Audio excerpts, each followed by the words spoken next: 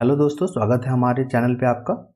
और हम लोग जो है क्रॉनिकल मैगजीन को कवर कर रहे हैं। इससे पहले हम लोग 2 वीडियो बना के जो है चैनल पे अपलोड कर दिए हैं, और जिन्होंने अभी तक नहीं देखा है वो लोग जाके देख सकते हैं और चैनल का मज़ा ले सकते हैं। ठीक है, आज हम लोग क्या कर रहे हैं, इसी क्रॉनिकल मैगजीन में यहाँ पे सारे सब्जेक्ट को जो है कवर किया गया है। जैसे कि मान लीजिए राज्य व्यवस्था है, पॉलिटिक्स जिसको बोलते हैं हम लोग, राज्य व्यवस्था। ठीक है, तो राज्य व्यवस्था से संबंधित जितने भी न्यूज़ में टॉपिक रहे हैं, जैसे राष्ट्रपति हो गए, उनके शक्तियाँ के बारे में, तो वो सब सारे चैप्टर को इसमें है जो राज्य व्यवस्था टॉपिक के अंतर्गत जो है कवर किया गया है। और हमारा प्रयास रहेगा कि इन सारे सब्जेक्ट को जो है सिलसिलेवार ढंग से आपके सामने प्रस्तुत कर दें, ताकि जो भी न्यू व्यूअर हैं, जो भी जीएस पढ़ना चाहते हैं, ठीक है, जिनको समझने में दिक्कत होता है, तो वहाँ पे हम अच्छे से एक्सप्लेन कर देते हैं सरल शब्दों में, ताकि किन्हीं को भी प्रॉब्लम ना हो, चाहे वो नया पढ़ रहे हो या पुराने पढ़ रहे हो। अगर पुराने वाले जो हैं उनके लिए क्या होता है, रिविजन का काम करता है, और जो नए लोग होते हैं उनको जो है कम शब्दों में और सरल शब्दों में वहाँ पे हम स्पष्टीकरण दे देते हैं। तो आप लोग अपना फीडबैक दे सकते हैं चैनल पे। आइए शुरू करते हैं। सबसे पहला जो है हमारा टॉपिक है, राज्य व्यवस्था के अंतर्गत जो है हमारा राष्ट्रपति है। देखिए, राष्ट्रपति जो है आपने देखा ही होगा, भारत के प्रथम नागरिक होते हैं। आप इस टर्म को याद रखिएगा। अगर कोई पूछेगा कि भारत के प्रथम नागरिक कौन होते हैं, तो हमारे राष्ट्रपति होते हैं। और जितने भी कार्यपालिका जो कार्य होता है, एग्जीक्यूटिव वाला काम होता है, जितने भी मिनिस्टर वगैरह होते हैं ना, कैबिनेट वाले, या उनके द्वारा जो भी कार्य होता है ना, वो राष्ट्रपति के नाम से ही होता है। आप इसको ध्यान में रखिएगा, जो भी कार्य करेंगे राष्ट्रपति के नाम से ही कार्य होता है। और राष्ट्रपति बनने के लिए सबसे पहला जो क्वालिटी है, जो क्राइटेरिया है, माफ कीजिएगा, हमें क्राइटेरिया है, वो नागरिक होना आवश्यक है। नागरिक किस प्रकार से होना है वो इंपॉर्टेंट नहीं है, लेकिन वो भारत का नागरिक होना चाहिए। यहाँ पे कहने का मतलब हो गया कि नागरिक जो है, नागरिकता प्रदान करने के लिए 5 तरीका है। जन्म को लेकर, वंश को लेकर, ठीक है, रजिस्टर करके आप इन तमाम तरीके से बन सकते हैं। तो एक बार क्वेश्चन में इस तरह का ट्विस्ट दिया गया था कि नागरिक तो होना आवश्यक है, लेकिन किस प्रकार के नागरिक होना आवश्यक है, तो यहाँ पे मायने नहीं रखता है, सिर्फ भारत के नागरिक होना चाहिए। फिर यहाँ पर देखिए, इंपॉर्टेंट फैक्ट में आपका ये रहेगा, आर्टिकल 54, सिर्फ आर्टिकल को मेंशन करते रहे। देखिए, आर्टिकल 54 क्या कहता है, इसमें जो राष्ट्रपति का चुनाव है ना, उसके बारे में बात करता है। इस चुनाव में कौन कौन लोग शामिल होंगे, तो आर्टिकल 54 में जो है इलेक्टोरल कॉलेज के बारे में जो है चर्चा की गई है। फिर बात करेंगे यहाँ पे, जो भी इलेक्शन होता है ना, ये राष्ट्रपति का जो इलेक्शन होगा, कि तो वहाँ पे डायरेक्ट इलेक्शन ही होता है, इनडायरेक्ट होता है। इनडायरेक्ट कहने का मतलब क्या होता है, इसमें हम और आप पार्टिसिपेट नहीं करेंगे, बल्कि इसमें सांसद और एमएलए जो होते हैं, विधायक होते हैं, वो लोग पार्टिसिपेट करते हैं। उसी को बोलते हैं परोक्ष निर्वाचन। ठीक है, आप शब्द को समझ रहे हैं। अगर कोई दिक्कत होगा तो आप लोग कमेंट में पूछ लीजिएगा, हम फिर से या आपको पर्सनली जो है फोन करके आपको एक्सप्लेनेशन दे देंगे। फिर बात करेंगे कि उसमें जो कॉलेज है, इलेक्टोरल कॉलेज है, उसमें कौन कौन शामिल होंगे, तो जितने भी निर्वाचित होते हैं ना, वो लोग शामिल होंगे, नॉमिनेटेड वाले नहीं। अपॉइंटमेंट जो 12 लोग को जो अपॉइंटमेंट किया जाता है राष्ट्रपति के द्वारा, वो लोग पार्टिसिपेट नहीं करेंगे। अभी 12 लोग के बारे में हम लोग आगे जाके पढ़ेंगे। ठीक है, सिर्फ निर्वाचित जो कि जनता से चुन के आए हैं, वो लोग इसमें पार्टिसिपेट करते हैं। और इसमें विधान परिषद वाला मेंबर इसमें जो है शामिल नहीं होता है, और मनोनीत सदस्य जो है इसमें शामिल नहीं होता है। तो आप इन्हें एक्सेप्शन पे आप इसको याद रखिएगा, क्वेश्चन पूछा जाता है। फिर बात करेंगे आर्टिकल 55। आर्टिकल 55 में क्या है, तो चुनाव की प्रक्रिया के बारे में चर्चा किया गया है। चुनाव की प्रक्रिया, कि चुनाव कैसे होगा, आपको पता ही है ना, सिंगल ट्रांसफेरेबल वोट होता है। इसका मतलब क्या होता है, देखिए, जब एमएलए और सांसद लोग जब वोट देने जाते हैं ना, तो मान लीजिए 2 उम्मीदवार खड़े हैं, 1 और 2, ठीक है, तो वो लोग वोट सीधा या इसको देंगे या इसको देंगे, नहीं, वो प्रेफरेंस देते हैं कि हम पहले नंबर पे इनको रखना चाहते हैं और सेकंड नंबर पे इनको रखेंगे। तो जो वोट का पत्र होता है उसमें लिख देते हैं कि फर्स्ट नंबर पे हमारा एक्स रहेंगे और सेकंड नंबर पे वाई रहेंगे। ठीक है, तो इसी को बोलते हैं single transferable vote system. Okay, फिर बात करेंगे आर्टिकल 53, अनुच्छेद 53 क्या बोलता है, तो जितने भी कार्यपालिका जो शक्ति होता है, एग्जीक्यूटिव पावर होता है, सारे राष्ट्रपति में समाहित होते हैं। राष्ट्रपति या तो वो स्वयं जो है इस शक्ति का उपयोग करेंगे, या उनके द्वारा जो अधीनस्थ अधिकारी हैं वो उपयोग करेंगे। ठीक है, तो आर्टिकल 53 वही बोलता है। फिर भारत सरकार के जितने भी काम होंगे, भारत सरकार के जितने भी काम होते हैं, वो राष्ट्रपति के नाम से होता है। ठीक है, चाहे प्रधानमंत्री भी अगर काम कर रहे हैं ना, तो उनका आप लेटर में देखोगे प्रेसिडेंट ऑफ इंडिया, क्लियर है, प्रेसिडेंट ऑफ भारत। और अनुच्छेद 75 को देख लीजिए। अनुच्छेद 75 क्या बोलता है कि प्रधानमंत्री जो होते हैं उसको जो है नियुक्त किया जाता है। कौन करते हैं, राष्ट्रपति करते हैं। आर्टिकल 75 में ये चीज जो है लिखा हुआ है, तो वीवीआई बनेगा ये। अब उनकी पावर के बारे में बात करेंगे कि विधायी शक्तियां मिला हुआ राष्ट्रपति को, क्या क्या मिला हुआ। तो देखिए विधायी शक्तियां में कौन कौन सा आता है, यहाँ पर इस टर्म को याद रखिएगा, विधायी शक्तियां। तो सदन को बुलाना, सदन को बुलाना, भंग करना, ये सब विधायी शक्ति के अंतर्गत आता है। संयुक्त बैठक को बुलाना, ये भी विधायी शक्ति के बारे में आता है। अनुच्छेद 80, देखिए अनुच्छेद 80 वही है, अभी 12 लोग का बात किए थे ना कि राष्ट्रपति जी को अगर लगता है कि साहित्य के क्षेत्र में, विज्ञान के क्षेत्र में, कला के क्षेत्र में, समाज के क्षेत्र में अगर कोई व्यवहारिक ज्ञान रखता है या अच्छा नॉलेज रखता है, तो ऐसे 12 लोगों को जो है राज्यसभा में अपॉइंट किया जाएगा, राज्यसभा में, ठीक है। तो ये लोग जो है ना, 12 लोग जो अपॉइंट हुए, ये लोग जो है निर्वाचन में पार्टिसिपेट नहीं करते हैं, इन्हीं के बारे में बात कर रहे थे अभी हम लोग, और इसके बारे में आर्टिकल 80 यही बोलता है। फिर बात करेंगे हम लोग, देखिए संविधान के अनुसार अगर कोई विशेष मामला में कानून पेश करने के लिए राष्ट्रपति की पूर्व मंजूरी की आवश्यकता होती है। अगर मान लीजिए कोई ऐसा विशेष मामला है तो वहां पे राष्ट्रपति का मंजूरी लीजिए, लेकिन संविधान संशोधन के मामले में उनसे जो है आपको प्री मंजूरी लेने की जरूरत नहीं पड़ेगा। आपने जब बुक पढ़ा होगा तो अध्यादेश का नाम सुना होगा। अध्यादेश क्या होता है, तो अध्यादेश के बारे में संविधान के अनुच्छेद 123 में जिक्र किया गया है, और अनुच्छेद 123 जो है राष्ट्रपति से संबंधित है। देखिए अध्यादेश क्या होता है, मान लीजिए 2 सदन होता है, अगर 2 सदनों में से कोई एक सदन अगर नहीं चल रहा है तो राष्ट्रपति क्या करेंगे, अगर उनको लगता है कि बिल बनाना या अधिनियम बनाना बहुत जरूरी है तो एक ऑर्डिनेंस पास कर देते हैं, ठीक है, उसी को ऑर्डिनेंस बोलते हैं। अगर मान लीजिए राज्यसभा और लोकसभा दोनों में से अगर कोई हाउस जो है अभी जो है नहीं चल रहा है, ठीक है, भंग हो गया है, तो ऐसे स्थिति में कानून बनाने के लिए राष्ट्रपति के पास अध्यादेश का पावर दिया गया है। फिर बात करेंगे हम लोग इमरजेंसी पावर, आपातकालीन शक्तियां। तो 3 शक्तियां हैं, अनुच्छेद 352, अनुच्छेद 356 और अनुच्छेद 360।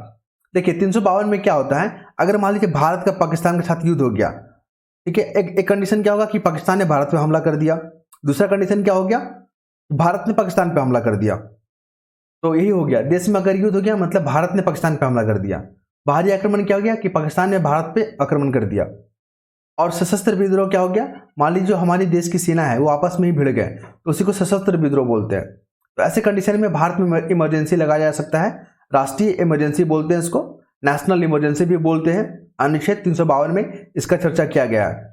फिर बात करेंगे अनुच्छेद 356, ये क्या है, मान लीजिए हमारा कोई राज्य सरकार है, राज्य कोई स्टेट है, वो जो है संविधान के अनुसार काम नहीं कर रहा है, ठीक है, वो अपना मनमानी कर रहा है, तो वहां पे क्या हो गया, संवैधानिक तंत्र फेल ना हो गया, तो ऐसी स्थिति में राष्ट्रपति जो है वहां पे राष्ट्रपति शासन लगा देते हैं। अनुच्छेद 356 उसी को बोलते हैं हम लोग। फिर बात करेंगे 360, देखिए देश में अगर आर्थिक संकट आ गया, मान लीजिए फाइनेंशियल क्राइसिस आ गया, पैसों की दिक्कत आ गया, लोगों को सैलरी नहीं दे पा रहे हैं, तो ऐसे कंडीशन में क्या होता है, राष्ट्रपति चाहे तो देश में जो है आर्थिक संकट या फाइनेंशियल इमरजेंसी लगा सकते हैं, ठीक है। तो आई होप आप लोग को समझ में आ रहा होगा। नेक्स्ट मूव करेंगे हम लोग, और राष्ट्रपति के न्यायिक शक्ति, क्या क्या इनको जुडिशियल पावर मिला हुआ है। तो देखिए आर्टिकल 72 को याद रखिएगा, आर्टिकल 72 यहाँ पे क्या हुआ है कि माफ कीजिएगा, इनको क्षमादान का शक्ति दिया गया है। मान लीजिए कोई व्यक्ति अपराध करता है या अपराध जो है उसका प्रूफ हो जाता है, तो उनको जो है मृत्युदंड भी अगर मिला हुआ है तो उनको माफ किया जा सकता है, उनकी जो कारावास की अवधि है उसको कम किया जा सकता है। ये तमाम शक्तियां जो है न्यायिक शक्ति के अंतर्गत आता है, और आर्टिकल 72 जो है राष्ट्रपति के न्यायिक शक्ति के बारे में बात करता है। फिर बात करेंगे हम लोग, राष्ट्रपति जो है अगर चाहे तो सुप्रीम कोर्ट से सलाह ले सकते हैं किसी भी मामले पे। फिर है कि जो भी हाई कोर्ट और सुप्रीम कोर्ट में जो भी जज की नियुक्ति होती है तो राष्ट्रपति का जो है सहमति आवश्यक होता है। अब हम लोग देखेंगे फाइनेंशियल पावर क्या दिया गया है इनको। तो देखो वित्त आयोग का गठन जो है करते हैं राष्ट्रपति जी हर एक 5 वर्ष में। फिर क्या हो गया, धन विधेयक हो गया, और अनुदान मांग। अनुदान मांग क्या होता है कि अगर बजट में या बजट जो है अगर लगता है कि पेश होने में काफ़ी समय लगेगा या कुछ महीने डिले होगा तो अनुदान मांग हो जाता है। जैसे मान लीजिए 2 महीना लेट है तो 2 महीने की चलाने के लिए तो पैसा चाहिए होता है ना, तो उसी को अनुदान मांग बोलते हैं। धन विधेयक क्या होता है, मनी बिल क्या होता है, मनी बिल जो है लोकसभा के जो स्पीकर होते हैं वो डिसाइड करते हैं मनी बिल है या नहीं है। तो इन तमाम मामलों पर राष्ट्रपति की जो है पूर्व सहमति आवश्यक होती है। अब बात करेंगे सैन्य शक्ति। तो देखिए वायुसेना, थल सेना, जल सेना, जितना है तीनों सेना ना, तीनों सेना के सर्वोच्च कमांडर होते हैं। अगर युद्ध घोषणा करना तो कौन करेंगे, राष्ट्रपति या प्रधानमंत्री, राष्ट्रपति जी करेंगे। तीनों अध्यक्ष के जो है जो प्रमुख होते हैं उसको कौन अपॉइंट करते हैं, तो राष्ट्रपति अपॉइंट करते हैं। अब थोड़ा सा देखते हैं राजनयिक पावर, कूटनीतिक पावर, इसको बोलते हैं डिप्लोमेटिक पावर। तो भारत का जो भी प्रतिनिधि अन्य देशों में है वो राष्ट्रपति के नाम से ही होता है। अगर एम्बेसडर की बात की जाए तो भारत के बाहर जो देश के एम्बेसडर होते हैं, जो अपॉइंट किए जाते हैं, वो राष्ट्रपति के द्वारा ही किए जाते हैं। किसी देश के साथ अगर संधि या समझौता होता है वो भी राष्ट्रपति के नाम से ही होता है। हम लोग देखेंगे अब कॉन्स्टिट्यूशनल बॉडी, इसको संवैधानिक निकाय बोलते हैं। एग्जाम में काफी बार पूछा जाता है ये। अगर यकीन नहीं होता है तो आप लोग घटना चक्र के जो है आप क्वेश्चन को देख सकते हैं, जो कि प्रीवियस ईयर में काफी बार पूछे गए हैं। तो देखिए, चुनाव आयोग हो गया, वित्त आयोग हो गया, संघ लोक सेवा आयोग हो गया, महानियंत्रक एवं महालेखा परीक्षक हो गया, राष्ट्रीय अनुसूचित जाति, राष्ट्रीय अनुसूचित जनजाति आयोग, ये सारे जो हैं आपके कॉन्स्टिट्यूशनल बॉडी है। आइए एक एक करके थोड़ा सा देखते हैं हम महत्वपूर्ण फैक्ट को। सबसे पहले निर्वाचन आयोग को देखेंगे। इसका स्थापना 25 जनवरी 1950 को हुआ था। इस डेट को याद रखिएगा। किस भाग में है? तो संविधान में कुल 22 भाग है, उसमें जो 15 वाला भाग है ना, वो निर्वाचन आयोग के बारे में बात करता है, और अनुच्छेद 324 के तहत जो है निर्वाचन आयोग के बारे में बात करता है। फिर थोड़ा सा देख लीजिए, नियुक्ति जो है राष्ट्रपति करते हैं, और जो चीफ जस्टिस होते हैं, चीफ इलेक्शन कमिश्नर होते हैं, उनका कार्यकाल 6 वर्ष या 65 वर्ष, जो भी पहले हो जाए। जो अन्य कमिश्नर होते हैं उनका जो है 6 वर्ष या 62 साल, जो भी पहले हो जाए। इनका मुख्य कार्य क्या होता है इलेक्शन कमीशन का? तो लोकसभा, राज्यसभा, राज्य विधानसभा और राष्ट्रपति उपराष्ट्रपति के चुनाव को जो है संपन्न करवाते हैं। उपचुनाव को भी यही करवाते हैं, आम चुनाव को भी यही करवाते हैं। किसी दल को मान्यता देना है तो यही देते हैं, और किसी भी दल के बीच में अगर मान्यता को लेकर जो है आपका कॉन्फ्लिक्ट होता है तो यही इसका जो है सलाह और समाधान निकालते हैं। राजनीतिक दलों को मान्यता भी यही प्रदान करते हैं। राष्ट्रपति शासन में चुनाव कराने लायक है कि नहीं, ये स्थिति के बारे में जो है इलेक्शन कमीशन जो राष्ट्रपति को सलाह देते हैं। सभी राजनीतिक दलों के लिए प्रति उम्मीदवार चुनाव अभियान कितना खर्च करना है, ये भी निर्धारण किया जाता है इलेक्शन कमीशन के द्वारा। राजनीतिक दलों के लिए आचार संहिता भी जो है निर्माण करना जो है इलेक्शन कमीशन का काम है। ईवीएम और वीवीपैट जो है सभी चुनाव में अनिवार्य करना भी है, इनका काम है इलेक्शन कमीशन का। अब आते हैं हम लोग यूपीएससी के बारे में थोड़ा सा जान लेते हैं। देखिए 1926 में ली कमीशन के सिफारिश पर जो है इसका स्थापना किया गया था। इसमें जो है भाग 14 पार्ट 14 में जो है यूपीएससी के बारे में चर्चा किया गया है। अनुच्छेद 315 भी आपको देखने को मिलेगा यूपीएससी से संबंधित। फिर टोटल अनुच्छेद देख लेंगे तो 315 से लेकर 323 जो है आपका एक लोक सेवा आयोग और राज्य के लिए राज्य लोक सेवा आयोग के बारे में चर्चा करता है। फिर हम लोग नियुक्ति की और संरचना की बात करें तो कुल जो है 9 सदस्य होते हैं, जिसका निर्धारण जो है राष्ट्रपति और इनके द्वारा नियुक्त किए जाते हैं। राष्ट्रपति की शक्ति के आयोग के जो है ये इंपॉर्टेंट नहीं है। इनका कार्यकाल 6 वर्ष और 65 वर्ष, जो भी हो पहले हो जाएगा। राष्ट्रपति द्वारा कदाचार और अयोग्यता के आधार पर ही उनको जो है पद से हटाया जा सकता है। इनका मुख्य कार्य क्या होता है? अखिल भारतीय और केंद्रीय सेवाओं के लिए भर्ती प्रक्रिया का संचालित करना, राज्यपाल के अनुरोध पर राज्यों को सलाह प्रदान करना। ठीक है, अगर इनको प्रशासनिक कुछ सलाह चाहिए तो राज्यपाल के अनुरोध पर जो है ये सलाह प्रदान करते हैं। ये प्रतिवर्ष अपना प्रतिवेदन राष्ट्रपति को प्रस्तुत करते हैं, और संसद द्वारा इसके कार्यक्षेत्र में वृद्धि की जा सकती है। संसद के द्वारा अगर मान लीजिए इलेक्शन कमीशन का जुरिडिक्शन, जिसको कार्यक्षेत्र बोलते हैं, अगर उनको बढ़ाना चाहते हैं तो ये पावर जो है संसद को दिया गया है। तो ये महत्वपूर्ण फैक्ट आप देख सकते हो ना, कितना इंपॉर्टेंट है ये मैगजीन। तो आप लोग प्लीज़ इसको इग्नोर ना करें। आप लोग जो है इस मैगजीन को, और आप कहोगे तो इसका पीडीएफ को हम टेलीग्राम चैनल पे सेंड कर देंगे। फिर मूव करेंगे नेक्स्ट टॉपिक पे मूव करेंगे हम लोग। नेक्स्ट टॉपिक है हमारा जीएसटी परिषद। देखिए जीएसटी परिषद में इंपॉर्टेंट क्या है, यहाँ पे इसको भी रखिएगा, एग्जाम में पूछे जाएंगे इस बार। तो आर्टिकल 279 में जो है ये विधान परिषद वस्तु एवं सेवा कर परिषद के बारे में चर्चा है 279, और ये कॉन्स्टिट्यूशनल बॉडी है, ये भी इंपॉर्टेंट है। ठीक है, और एक यहाँ पे 101 संविधान संशोधन पूछ लेता है, किससे संबंधित है? तो ये जीएसटी से संबंधित है, याद रखिएगा। ये हो गया वीवीआई। फिर मूव करेंगे हम लोग नेक्स्ट पॉइंट पे। नेक्स्ट पॉइंट हमारा क्या है? वित्त आयोग की अगर बात की जाए तो वित्त आयोग जो है हमारा, इसमें अनुच्छेद 280 जो है इसमें जिक्र किया गया है, और राज्य और केंद्र सरकार के बीच वित्तीय संबंधों पर सुझाव देता है। और 15वें वित्त आयोग को आप याद रखिएगा, उसके जो हेड हैं अभी एनके सिंह है। ये क्वेश्चन कितना बार पूछा भी गया है, इंपॉर्टेंट है ये। फिर बात करेंगे हम लोग कैग के बारे में, शॉर्ट में कैग बोलते हैं इनको, नियंत्रक एवं महालेखक परीक्षक हिंदी में बोलते हैं। इनके लिए भाग 5 और अनुच्छेद 148 आप इन्हें याद रखिएगा, बहुत बार एग्जामों में पूछा गया है, वीवीआई है। फिर मूव करेंगे हम लोग नेक्स्ट टॉपिक पे। राष्ट्रीय पिछड़ा वर्ग आयोग के बारे में। ये हमारा कॉन्स्टिट्यूशनल बॉडी है, याद रखिएगा। और इसको जो है 102वां संविधान संशोधन के तहत जो है संवैधानिक दर्जा दिया गया है। 338 खा जो है आप समझ सकते हैं कि राष्ट्रीय पिछड़ा वर्ग आयोग जो है ये संबंधित है 338 खा। और अगर बिल पूछेगा तो 123वें नंबर का बिल था, लेकिन संविधान संशोधन पूछेगा तो 102। आप इनमें कंफ्यूज ना करें। देखिए, इस पर जो बिहार में जाति जनगणना हुआ ना, तो उसके लिहाज से जो है ये सब चीज पूछने का जो है संभावना बढ़ जाएगा। फिर बात करेंगे हम लोग राष्ट्रीय अनुसूचित जाति आयोग के बारे में। तो हमारे जो अनुसूचित जाति आयोग है ये भी एक कॉन्स्टिट्यूशनल बॉडी है, संवैधानिक निकाय है। और इसके लिए जो आर्टिकल है आर्टिकल 338 है, याद रखिएगा इन्हें। और इनका जो मुख्य कार्य होता है कि अनुसूचित जातियों के संवैधानिक संरक्षण पे बात करता है, उनके लिए कार्य करता है। ठीक है, अब बात करेंगे हम लोग राष्ट्रीय अनुसूचित जनजाति के बारे में, शेड्यूल ट्राइब के बारे में। तो 338 का जो है ना इनसे संबंधित है। और 89 कॉन्स्टिट्यूशनल अमेंडमेंट एक्ट जो है अनुसूचित जनजाति से संबंधित है। नेक्स्ट मूव करेंगे हम लोग टॉपिक पे। एक आता है पेशा एक्ट। पेशा एक्ट याद रखिएगा 1996। जहां पे आपका पंचायती राज सिस्टम लागू नहीं होता ना, तो वहां पे पेशा एक्ट को लागू किया जाता है। आप इन्हें ध्यान रखिएगा बस। नेक्स्ट मूव करेंगे हम लोग। देखिए, अंतर्राज्यीय परिषद को आप याद रखिएगा। आर्टिकल अनुच्छेद 263 में इसका जिक्र किया गया है, ये इंपॉर्टेंट बन जाएगा। आर्टिकल पूछता है।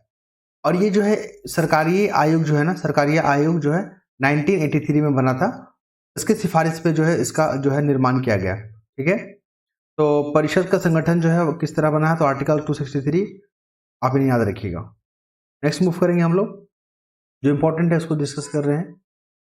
हाँ, आर्टिकल 22 को याद रखिएगा, किससे संबंधित है। तो मान लीजिए किसी व्यक्ति को गिरफ्तार कर लिया है ना, तो उसको अपने पसंद का वकील रखने का जो है अधिकार है, आर्टिकल 22। आर्टिकल 20 क्या बोलता है कि अगर कोई भी व्यक्ति अपराध किया हो ना एक बार, तो उस पर जो है एक बार ही कार्रवाई किया जाएगा, दोबारा नहीं। ठीक है, और ये नागरिक और विदेशी दोनों को उपलब्ध है। 22 भी जो है नागरिक और विदेशी दोनों को उपलब्ध है। फिर थोड़ा सा देख लेते हैं सेल्फ इंक्रिमिनेशन क्या होता है। देखिए, आप आम जनता है तो आपको ये सब जानकारी जो होना चाहिए। सेल्फ इंक्रिमिनेशन क्या होता है, किसी भी व्यक्ति को खुद के लिए गवाह नहीं बनना सकता है। जैसे मान लीजिए कि हमने अपराध किया, तो हम अपने खिलाफ जो है गवाही नहीं दे सकते। अगर देते हैं तो वैलिड नहीं रहेगा, उसको बोलते हैं सेल्फ इंक्रिमिनेशन। आपको पता है ना, अगर पुलिस कस्टडी में अगर किसी से बयान लेते हैं तो उसको जो है कोर्ट वैलिड नहीं मानता है। क्लियर है, तो आप इन तमाम चीजों पे ध्यान रखिएगा। फिर बात करेंगे लोकसभा के अध्यक्ष और उपाध्यक्ष के बारे में। तो अनुच्छेद 93 जो है ना, अध्यक्ष और उपाध्यक्ष के जो है चुनाव के बारे में बात करता है। आर्टिकल याद रखिएगा, आर्टिकल काफी बार पूछता है। फिर बात करेंगे लोकसभा का अध्यक्ष का पैनल। लोकसभा नियम के अनुसार, देखिए संविधान के अनुसार नहीं बनाया गया बल्कि नियम के अनुसार। ठीक है, अध्यक्ष सदस्यों का 10 पैनल होता है। मान लीजिए अध्यक्ष और उपाध्यक्ष जो किसी भी कारण से अब्सेंट रहते हैं, तो इन्हीं 10 पैनलों में से किसी एक को अध्यक्ष करने का मौका मिलता है। फिर बात करेंगे हम लोग प्रोटेम स्पीकर के बारे में, ये इंपॉर्टेंट है। प्रोटेम स्पीकर को जो है राष्ट्रपति अपॉइंट करते हैं, और इनका काम क्या होता है, शपथ दिलाने का। मान लीजिए जो भी लोकसभा में या विधानसभा में नए मेंबर चुन के आते हैं ना, तो उनको जो है शपथ दिलाने का काम कौन करते हैं, प्रोटेम स्पीकर। और प्रोटेम स्पीकर जो टेम्पोररी होते हैं, जब तक उनको कोई परमानेंट स्पीकर नहीं मिल जाता लोकसभा का, तब तक वो जो इस पद पे होल्ड करते हैं। लोकसभा उपाध्यक्ष की बात करें तो अनुच्छेद 93 उन्हीं से संबंधित है। फिर इंपॉर्टेंट की अगर बात की करें तो उपाध्यक्ष और अध्यक्ष जो लोकसभा के होते हैं उनके चुनाव के बारे में बात करता है। और 94 क्या है, पद को खाली करने या त्यागपत्र देने के बारे में बात करता है।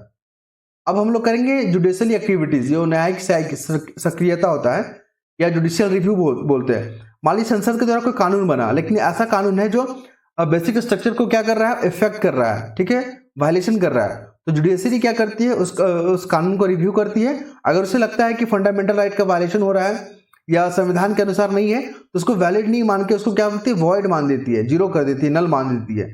उसी को बोलते हैं हम लोग जुडिशरी। आप इन्हें याद रखिएगा, जो जुडिशियल रिव्यू का जो हम लोग जो उठाए सिद्धांत को लिए हैं, वो हम लोग अमेरिका से लिए हैं, याद रखिएगा ये वाला।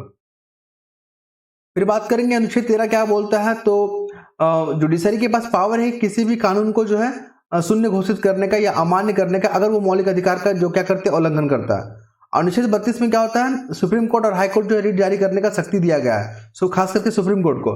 226 में जो है ना, हाई कोर्ट को पावर दिया गया है अति करने का, रिट जारी करने का। फिर बात करेंगे हम लोग अनुच्छेद 246 क्या है। तो इसमें जो है सब्जेक्ट को बारे में बांटा गया है।